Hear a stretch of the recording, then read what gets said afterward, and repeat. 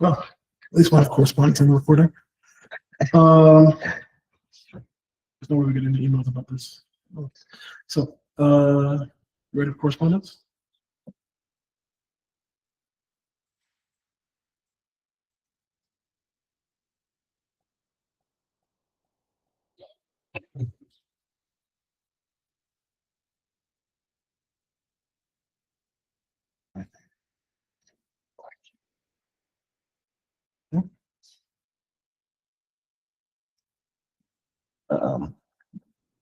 Let's see, like,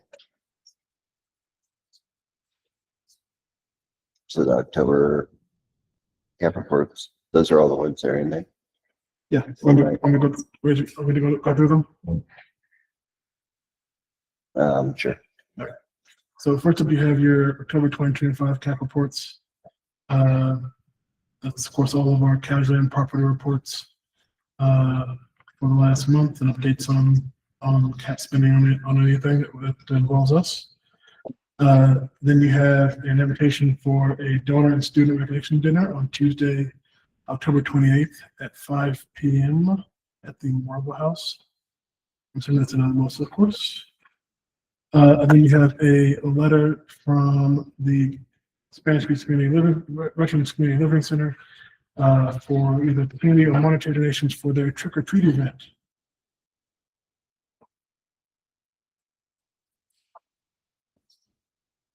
Okay. And then last but not least, you have your usual letters about the ice facility. All right, on the public comment, each person will have up to 3 minutes to present.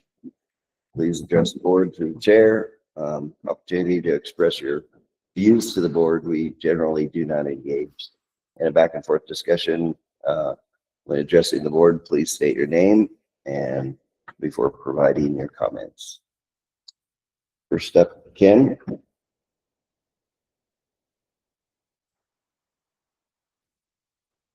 And Clayton, 711 Panadero Loop, giving updates for Panadero Ski Corp.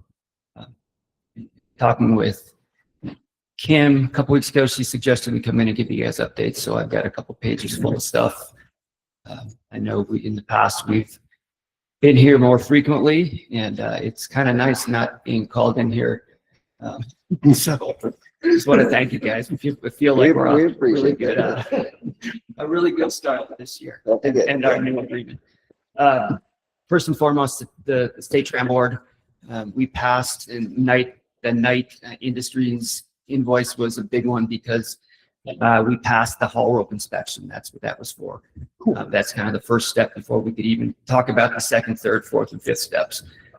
We were pretty confident we would pass, but it been 2 years, so we passed that. That's checks one box, and now we're on to the next one. We have made some pretty big hires for the first time in our existence. We have 3 people on payroll up there. Thanks to the OEDIT grant, it allows us to get them hired, paying them through payroll rather than independent contractors. We also have a plan to hire 5 or 6 more the minute that lift passes the inspection so that we can get all the required people up there. One of the big hires is we recruited someone from one of the front range ski areas to come down and work for us part-time as a lift technician. That checks another one of the big boxes for the tram board. We have to have someone. There are no specifics as to what that person has to be qualified to do or where the certification comes from, but he has the resume that they're looking for. So it just allows us to keep moving forward. That was one of the big ones, as we all know from about a year ago. We had to fill that position, and we were having problems finding that person, but we have him now. We did put in for a United States Forest Service permit for over the snow access up into the national forest land. We feel good about that application. They've come back to us for a couple of questions here and there, back and forth. And then they're all furloughed right now, so we won't hear until they're back at work. But our plan up there is to have a couple races from the bottom to the top over the winter. And if we can somehow pull it off, offer some cap trips up to the top so people can ski from the top of the mountain down. Nice. So cool. Just so you know that if there's rumors going around in the community on Facebook, stuff like that. So now you guys know about it too. We don't know how we're going to do that, but that's ultimately the goal, and make it affordable for the community. We have big updates on the ski patrol. We also found a professional out of the Front Range ski areas who came down here a year and a half ago and retired. And he was one of the national examiners, or one of the Colorado Front Range or Rocky Mountain examiners for ski patrol, OAC, which is the outdoor emergency care classes. He's now running our ski patrol. We had to restructure it to where we actually have a professional ski patrol now. He is the professional ski patrol director, and he is going to be running our managing our volunteer ski patrol. What that allows us to do, having him be a member of the National Ski Patrol Association as a professional, we are now able to set up relationships and partnerships with the hospital, the local EMS services, which he has already established. So, going forward, not only will we have Flight for Life, the partnership with them, we can actually have an attending physician who's on call at the hospital helping us at the mountain. So luckily we've never needed that, but we're taking those steps just in case it ever happens. So we're really happy about that. Good deal. Another big one, we acquired a tow rope. So it was donated to us. We plan to install it at the mountain, and it'll be part of the mountain going forward, but that's a huge one. We're doing everything within our power to have a beginner area this year and have a way for beginners to get up and down the hill. If we don't get that tow rope installed, which it's a very similar process to that lift, it's pricey and it takes some time, but we have an alternate plan to do what some of the other ski areas do and pull people up either on a sled behind a snowmobile or a side-by-side with tracks. So that is one of our big goals, is beginner areas and ski school. We found a local guy also who's going to run lessons for us on the weekends, whether it's lessons with private lessons, group lessons, whatever they want. We have someone with the ability to give that now, and we are looking for more. So progress in that front. I want to thank you guys for agreeing to be the co-signer of the guarantee for Fowler State Bank. What that allows us to do is immediately pump $175,000 back into that park between now and the end of March. We now get to spend that money without worrying about how we spend it before we get reimbursed. So I want to thank all of you for your work on that. OEDIT, as I said, $175,000 between now and the end of March going into that park. That's going to cover those 5 or 6 payroll positions. We recently acquired what's called a pipe dragon, or a pipe cutter that goes on the front of that snowcat, and it makes half pipes. It's kind of the missing link to our terrain park to get more people down there. We had to go pick it up in Minnesota, but we bought it. It's coming here. So that's another big step for us up there.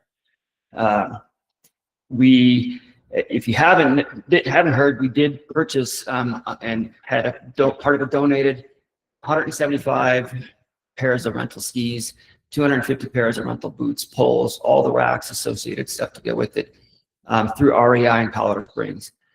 Most of it's less than a year old.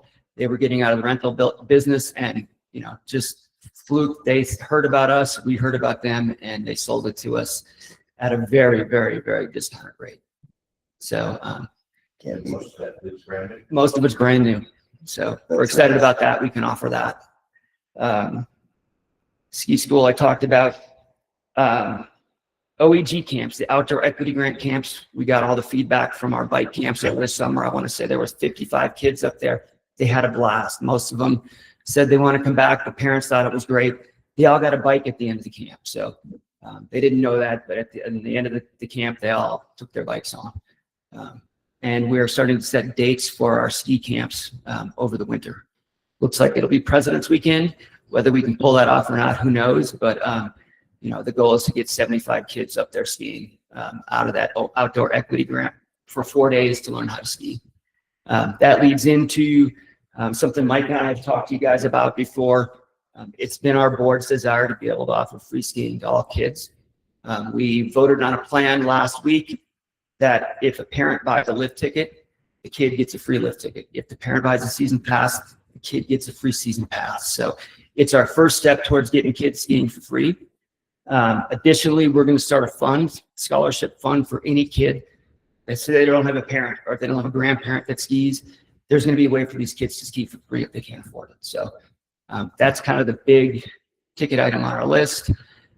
It was a big milestone that we've been working on for a couple of years, and it's going to happen this year. So we plan to refund a bunch of ski passes that have already been purchased. And there's also going to be an option when someone buys a ski pass to anonymously buy one for a kid. So we'll have those ski passes sitting there waiting for anyone who can't afford it. Big one that I think you guys, it involves you guys. We joined IndyPass this year. So IndyPass competes against Icon and Epic, which are the two big ones up in Vail and Aspen. IndyPass was started 5 years ago to go against those guys and just give local ski passes that are affordable. So anyone with an IndyPass, and I think there's, you know, the number how many sold, I don't know. They sell them only in the summer because they don't want to sell out. But there's 300 resorts around the world that are members of IndyPass. So people can now come up here if you're an IndyPass holder and you get 2 free skiing days up there. The cool thing about IndyPass is they also market Kuchara.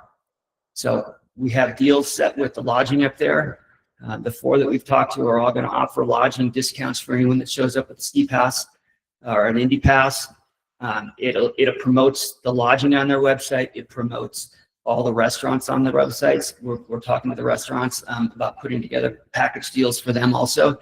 But it's marketing dollars that we don't have to spend for the park and that the county doesn't have to spend. So that alone, we believe will increase skier numbers well above where they were last year. Anyone that comes up, like I said, gets their 2 free days at Kuchara, and then they can buy discounted days if they want to stay. We are in constant conversation with the lodges up there. They are all planning to stay open this winter on the weekends. One by reservation only, but they're all going to try to do it. We're also trying to see who's going to stay open. I know there's a new restaurant up there that's opening up, Timbers, in the old Timbers restaurant. They're planning to be open.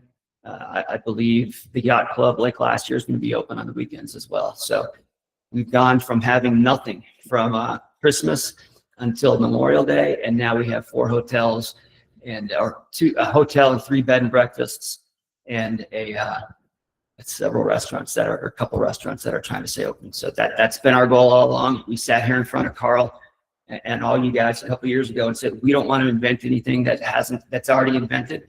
We want to bring people up that can support what's already there, and we're making those steps to do that. So on that, do you want to give a quick update? Anything else on the list? He doesn't want to, but Come on. Mike Williams, 14 on Submissive Road. So the chairlift's running, the project on the chairlift running smoothly. We had a new combine line installed. The guys were cutting in new DRL switches on it last weekend. That's to be completed this weekend. Electronic is scheduled to be here October 27th. Engineers will be here that following week with electronic to do a final load test, final acceptance test. Once we get that, we're golden. I think we'll need one of our tests, our inspection from the tram board, and everything works. Nice. A lot of certified lift. Cool. Excellent. and the engineers that are coming down for that first round of tests are actually contract people.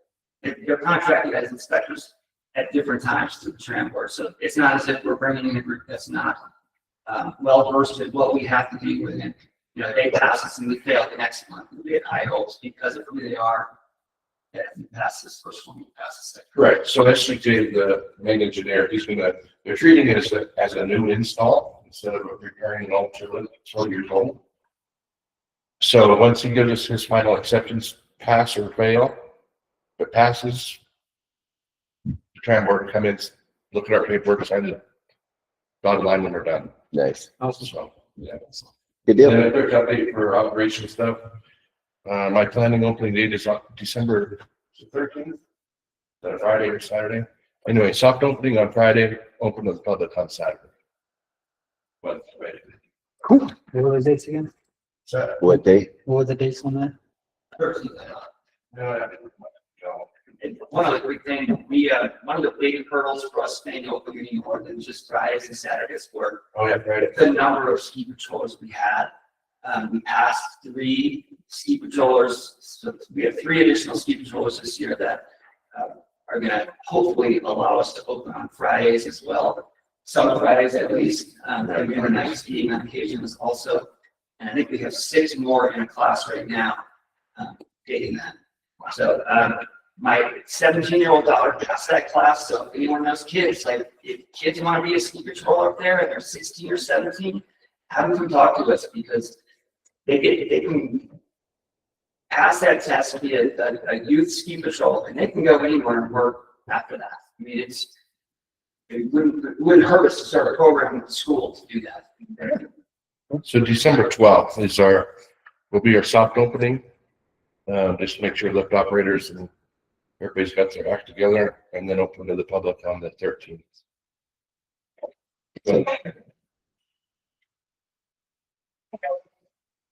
Fantastic. We appreciate that. I'm looking forward to it. Excited to see Yeah. it. Okay, next in line, Ryan.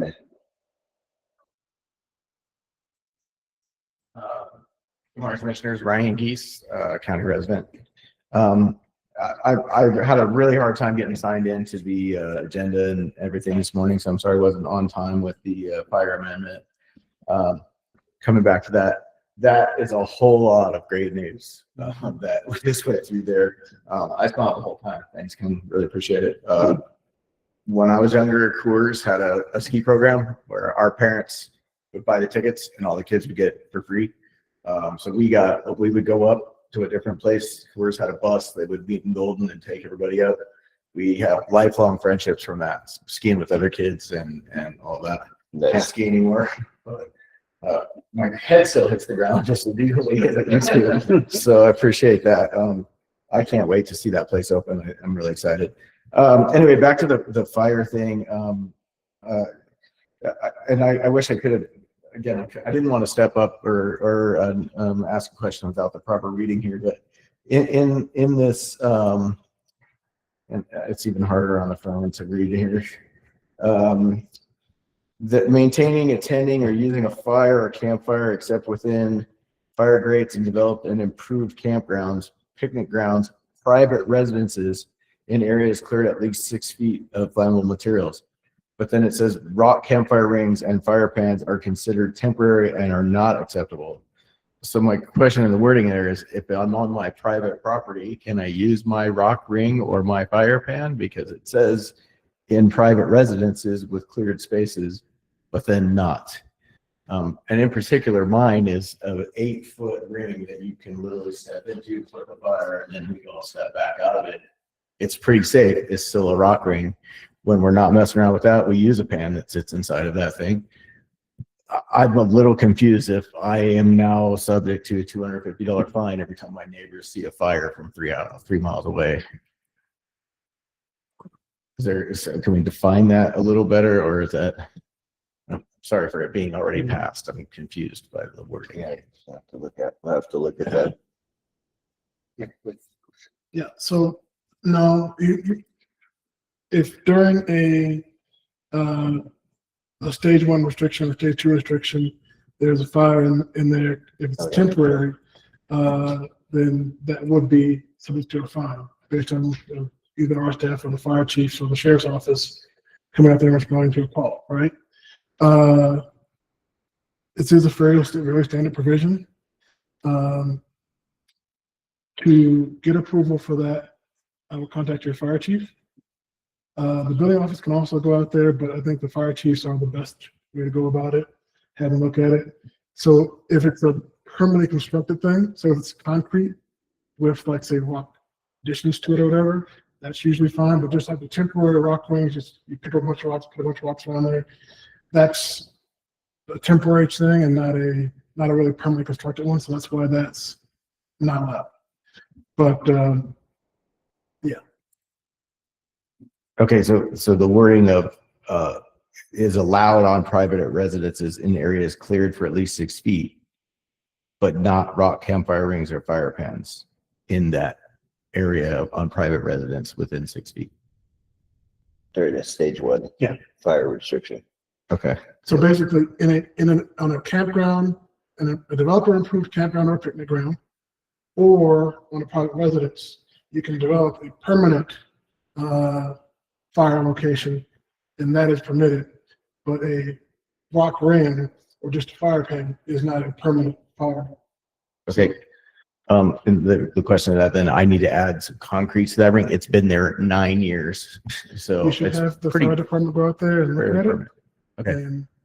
And have them tell you what needs to be done. Okay. In this meeting, the four of us are going to be the ones to give you an okay or not. Sure. Yeah. And I just wanted to raise an objection to that before it was voted on. But again, I technologically hands running there. So, but I'll clear that with the fire chief. Thank you. Appreciate it. All right, thank you, Ryan. And to clear that up, my house is Levita, but the fire ring is technically from here to there into the Huerfano County. So that both of them. It's a gray area. Yeah, I feel it. Yeah, it sure is. But that's not, I don't think for you guys to figure out. That's for me to figure out, I think. So. Yeah, well, it would be nice to be one or the other. Yeah. Doesn't that either. So, Yeah. Okay. but yeah, just I would probably say either one of them, just so that they both know. Yeah. And they're pretty good about sharing information with each other, but just in case. I think it's also become a little bit easier once the fire districts adopt the WUI code. Yeah. Because right now they don't. No, it's you need to get like a letter from them, something like that. And that's your defense. I think that's probably the best idea is a written letter to avoid the naysayers or anything else. Thank you. Appreciate that. Exactly. Thank you, Ryan. Thanks, Ryan. Okay, is there anyone online? You can tell them.